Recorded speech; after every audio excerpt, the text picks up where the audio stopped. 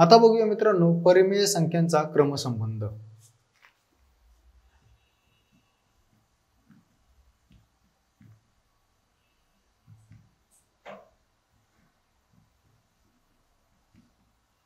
क्रमसंबंध समजा मित्रांनो आपल्याकडे P/Q आणि R/S जर का समजा या दोन परिमेय संख्या आहेत, आपल्याकडे जर का या दोन परिमेय संख्या आहेत, P/Q ही पहिली परिमेय संख्या आहे आणि R/S ही दुसरी परिमेय संख्या आहे आणि ते अशा पद्धतीने आहेत की Q म्हणजे पहिल्या संख्येचा छेद हा 0 नाहीये, तसेच दुसऱ्या संख्येचा छेद हा सुद्धा 0 नाहीये, म्हणजे दोघांचाही छेद 0 नाहीये।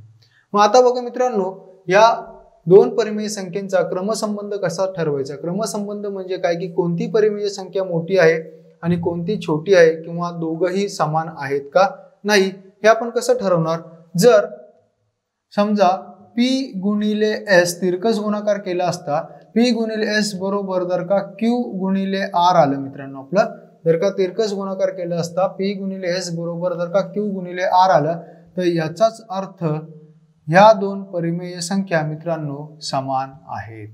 जर का या दिलेल्या दोन परिमेय संख्येचा जर का तिरकस गुणाकार आपण केला आणि तिरकस गुणाकार जर का तो समान आला, तर याचाच अर्थ त्या दोन परिमेय संख्या मित्रांनो आपल्या समान आहेत। आता जर का समजा P गुणिले S ची किंमत ही Q गुणिले R पेक्षा मित्रांनो मोठी आली, P गुणिले S ची किंमत जर का Q गुणिले R पेक्षा मोठी आली, तर याचा अर्थ पहिली परिमेय संख्या ही दुसऱ्या परिमेय संख्येपेक्षा मोठी आहे।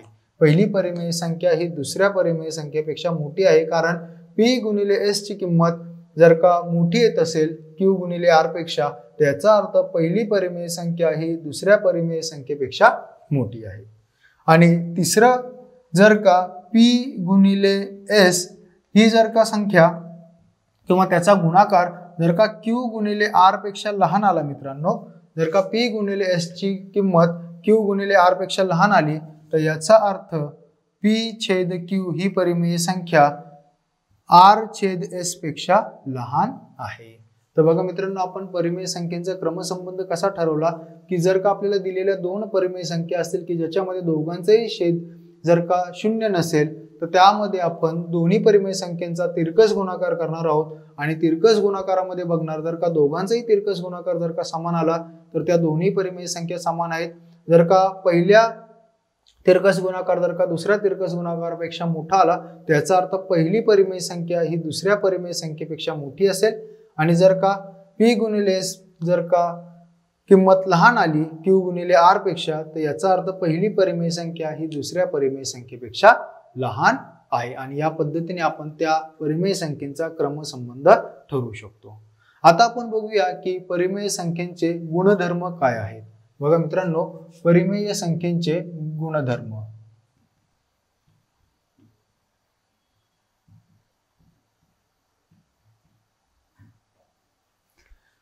बघा मित्रांनो समजा आपल्याकडे A, B, C या तीन परिमेय संख्या आहेत। असं समजूया की A, B आणि C ह्या तीन परिमेय संख्या असतील, तर या तीन परिमेय संख्येचे कोणकोणते गुणधर्म आपण बघू शकतो। तर पहिला गुणधर्म जो आहे तो आहे क्रमनिरपेक्षता। क्रमनिरपेक्षता याचा अर्थ काय मित्रांनो, क्रमनिरपेक्षता म्हणजे काय की A अधिक B जेवढं येणार आहे तेच तेवढंच B अधिक A असणार आहे। बघा A अधिक B जर का माझं 5 असेल तर B अधिक A सुद्धा 5 असेल। A अधिक C जर का 6 असेल तर C अधिक A सुद्धा माझं 6 येईल आणि B अधिक C जर का 7 असेल तर C अधिक B सुद्धा मित्रांनो 7 येईल। तर त्याला म्हणतात क्रमनिरपेक्षता। क्रमनिरपेक्षता म्हणजे काय की त्या दोघांची कोणत्याही क्रमाने जरी तुम्ही बेरीज केली तरी बेरीज तीच येणार आहे। A मध्ये B मिळवा किंवा B मध्ये A मिळवा, दोघांचंही उत्तर एक समान असणार आहे आणि त्याला म्हणतात क्रमनिरपेक्षता। दुसरा गुणधर्म आहे साहचर्य। साहचर्य म्हणजे काय मित्रांनो की समजा मी A अधिक B ची बेरीज केली, मी जर का A अधिक B ची बेरीज केली आणि त्याच्यामध्ये जर का मित्रांनो मी C मिळवला, A अधिक B ची बेरीज केली आणि त्याच्यामध्ये जर का C मिळवला, तर येणारं उत्तर हे बी अधिक सी ची बेरीज करून त्याच्यात जर का ए मिळवला तर त्या बेरजे एवढं येतं. बघा साहचर्यामध्ये आपण काय म्हणतोय, ए अधिक बी ची जर का मी बेरीज केली आणि त्याच्यामध्ये सी मिळवला तर येणारं उत्तर हे बी अधिक सी यांची बेरीज करून ए मिळवल्यावर येणाऱ्या संख्ये एवढं असतं आणि त्याला म्हणतात साहचर्य, की ज्याच्यामध्ये पहिल्यांदा आपण ए अधिक बी ची बेरीज करून सी मिळवला किंवा जर का बी अधिक सी ची बेरीज करून त्यात ए मिळवला तरी दोन्ही वेळेस येणारी जी बेरीज आहे मित्रांनो ती एक समान असते. तिसरा गुणधर्म आहे तो आहे अविकारक. अविकारक मध्ये काय मित्रांनो, समजा मी जर का ए मध्ये जर का मी 0 मिळवला किंवा शून्यामध्ये जर का मी ए मिळवला तरीही उत्तर मला ए येणार आहे. म्हणजे कोणत्याही परिमेय संख्येमध्ये तुम्ही 0 मिळवा किंवा कोणत्याही शून्यामध्ये तुम्ही कोणतीही परिमेय संख्या मिळवा तुम्हाला उत्तर ती परिमेय संख्याच येणार आहे. किंवा मित्रांनो एखाद्या परिमेय संख्येला जर का तुम्ही 1 ने गुणलं किंवा 1 ला त्या परिमेय संख्याने गुणलं तरीही येणारं उत्तर हे ती परिमेय संख्याच असणार आहे. बघा अविकारक मध्ये आपण काय म्हणतोय की कोणत्याही परिमेय संख्येमध्ये 0 मिळवलं असतं येणारं उत्तर ती परिमेय संख्याच असते किंवा कोणत्याही परिमेय संख्येला 1 ने गुणलं असतं येणारं उत्तर ही ती परिमेय संख्याच असते. आणि चौथा जो गुणधर्म आहे तो आहे व्यस्त. व्यस्त मध्ये काय मित्रांनो, तर कोणत्याही परिमेय संख्येतून जर का ती परिमेय संख्या वजा केली तर येणारं उत्तर हे 0 असतं. कोणत्याही परिमेय संख्येमधून जर का त्या परिमेय संख्या जर का मी वजा केली म्हणजे ए अधिक वजा ए यालाच मी ए वजा ए जरी म्हटलं तरी माझं येणारं उत्तर हे 0च असणार आहे. आणि जर का कोणत्याही परिमेय संख्येला त्याच्या व्यस्तने जर का मी गुणलं तर येणारं उत्तर हे माझं 1 असणार आहे. बघा व्यस्त मध्ये आपण काय म्हणतोय की कोणत्याही परिमेय संख्येमधून तीच परिमेय संख्या जर का आपण वजा केली तर येणारं उत्तर 0 असतं किंवा त्या परिमेय संख्येला त्याच्या व्यस्तने जर का आपण गुणलं तर येणारं उत्तर सुद्धा आपलं 1 हेच असतं.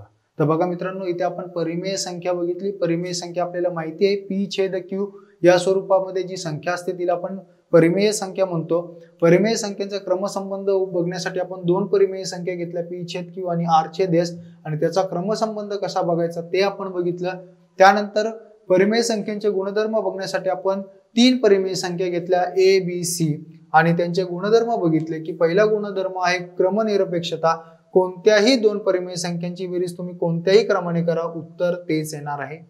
त्यानंतर बघितलं आपण साहचर्य की ज्याच्यामध्ये कोणत्याही 3 परिमेय संख्यांची बेरीज कोणत्याही क्रमाने करा, ए अधिक बी करून सी मिळवा किंवा बी अधिक सी करून ए मिळवा येणारं उत्तर तेच असणार आहे. त्यानंतर आपण बघितलं अविकारक. अविकारक म्हणजे काय की कोणत्याही परिमेय संख्येमध्ये 0 मिळवलं असता येणारं उत्तर ही ती परिमेय संख्या असते किंवा कोणत्याही परिमेय संख्येला 1 ने गुणलं असता येणारं उत्तर ही ती परिमेय संख्याच असते.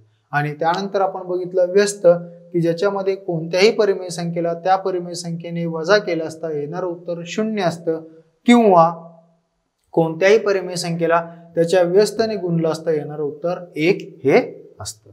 तर इथं मित्रांनो आपण बघितले आहेत परिमेय संख्येचे क्रमसंबंध आणि परिमेय संख्येचे गुणधर्म.